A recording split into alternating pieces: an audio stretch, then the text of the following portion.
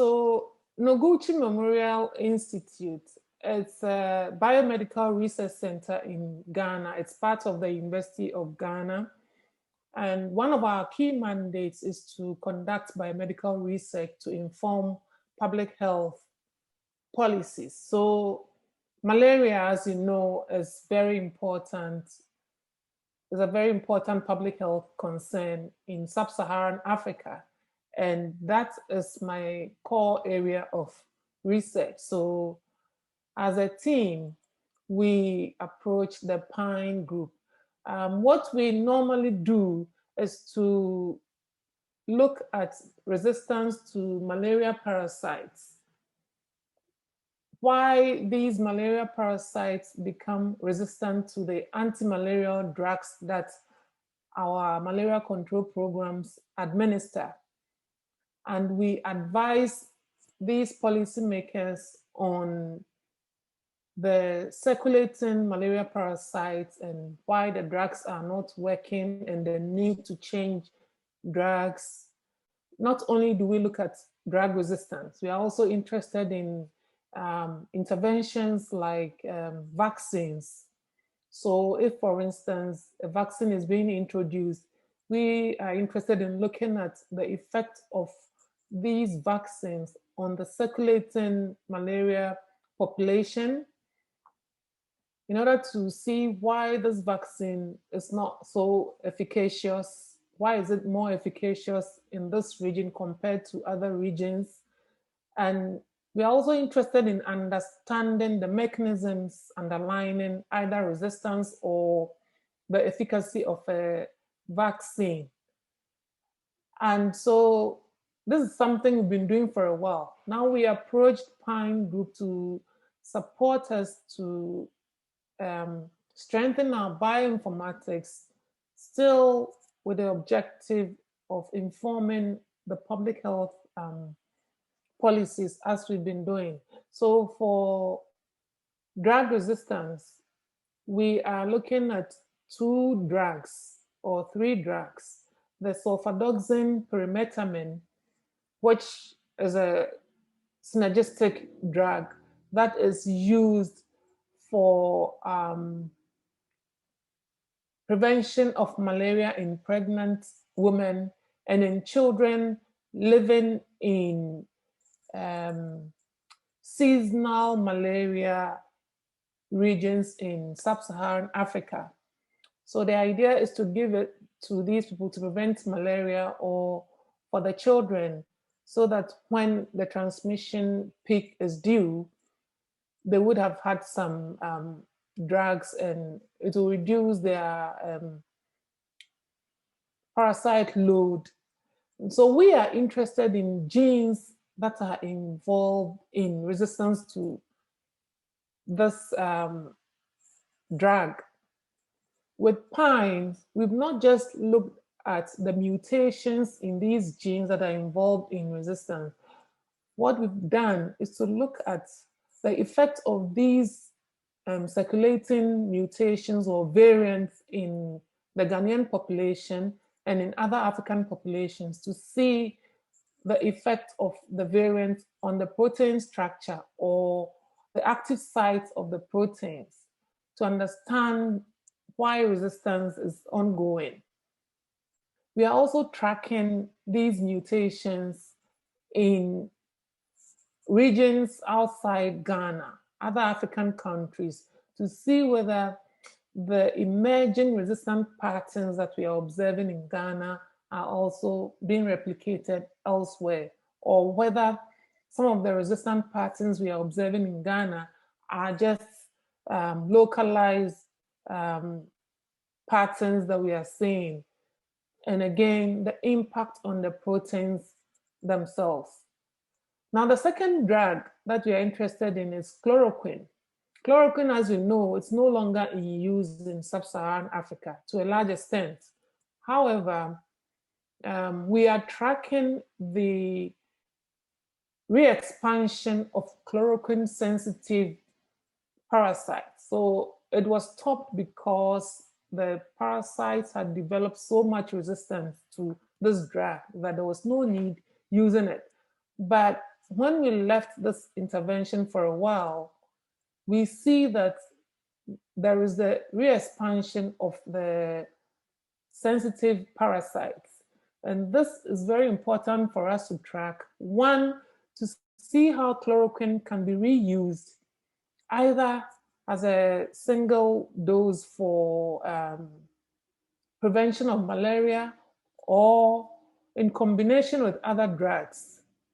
Now, the second reason why we are interested in chloroquine is that some of the currently being used drugs, currently we are using artemisinin in combination with other drugs like amodiaquine and lumefantrine.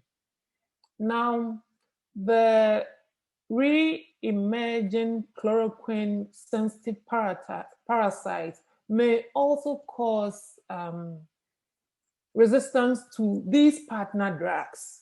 So it's important to monitor mutations in these genes that are involved in chloroquine resistance, not only to track the re-expansion of chloroquine sensitive parasites, but also to see the effect of these sensitive parasites on the drugs that we are currently using. And again, with pine, we are not stopping at looking at the existence of these mutations in our Ghanaian population, but we are also interested in how these mutations are affecting the active site of the proteins and trying to understand exactly the mechanism of resistance, how resistance actually works. Because yes, chloroquine, we have some ideas, but we still do not understand exactly how chloroquine works and how resistance comes about, because it is more heterogeneous than you may think of it. So we are trying to understand how the variants circulating in the Ghanaian population are affecting the structure of the protein. And if we find that there are important variants either acting in synergy with the known chloroquine resistant mutations in order to cause resistance, then our next step is to see exactly how this is happening through modeling or molecular dynamics to understand exactly the interaction or the effect of these variants on the protein. Now, in terms of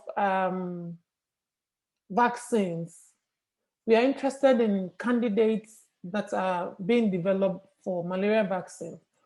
For the circumsporozoid protein of the malaria parasite, it's the only vaccine that has been developed to the stage where it's been approved and is currently being introduced on a pilot scale in a phase 4 trial in three African countries, including Ghana, Malawi, and Kenya. Now, our interest, as you may know, is that this vaccine, even though it has been approved, was only about 30 to 50% efficacious in certain groups of children, 5 months to 17-year-old. So we are interested in understanding why we are not getting an efficacious malaria vaccine. Yes, recently, just last month, one malaria vaccine was tested at the phase 2 level, and we got about 70% efficacy. But what has been approved, which is the RTSS vaccine developed from the circumsporozoid protein, was only as good as 30%. So we are interested in understanding why the vaccine hasn't been efficacious. We've done this by looking at the diversity of the vaccine antigen, that is the CSP, the circumsporozoid protein, across Ghana, and we can see that the epitope or the gene is so diverse in Ghana, and there is within region diversity, and there is no way such a vaccine will give us even the 30% efficacy that we are expecting. We are not expecting to see the same in different regions of Ghana. We are also interested in looking at how these circulating variants again affect the function of the antigen, how it is affecting the T cell epitopes, and the reason why the vaccine is not efficacious. And lately with COVID-19, we've also developed interest in understanding why we seem to have less mortality in sub-Saharan Africa, and even the severity of COVID-19 is not as severe as in the Western world, comparing the cases to sub-Saharan Africa and in Ghana particularly. So with PINE, we are developing a program, or what we call the COVID Malaria Initiative, to understand what is happening. We have hypothesized that repeated infections with malaria parasites might have sustained our immune system such that people are able to handle COVID. Even though you may be infected with a virus, you're able to handle it better than people living in the Western world. We are aware of factors such as the age grouping for death from COVID in the Western world. We know that our we tend to have a younger population in sub-Saharan Africa. We are aware of environmental or socioeconomic factors that may influence COVID-19 disease, but we think that immune responses to malaria might have contributed. So we are looking at differences in gene expression profiles in people with mild and severe COVID-19 in relation to people who are partially immune as a result of repeated infections from malaria parasites, to understand which genes are more highly expressed, in order to understand why COVID-19 mortality is less in sub-Saharan Africa.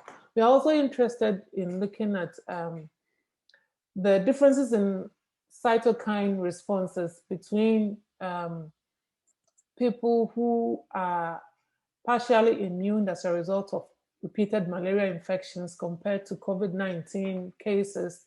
And also, we are interested in immune response cells that are involved in these two diseases, all in the bid to understand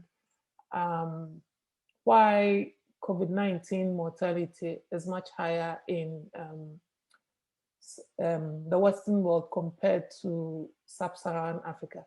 We, as a group, have tapped on in the genomics studies that Pine Biotech has conducted, and we are also looking at the transcriptomics to undertake these projects, and it's been a very, very good experience, and I would encourage a lot of you to partake, especially in this program. So thank you very much.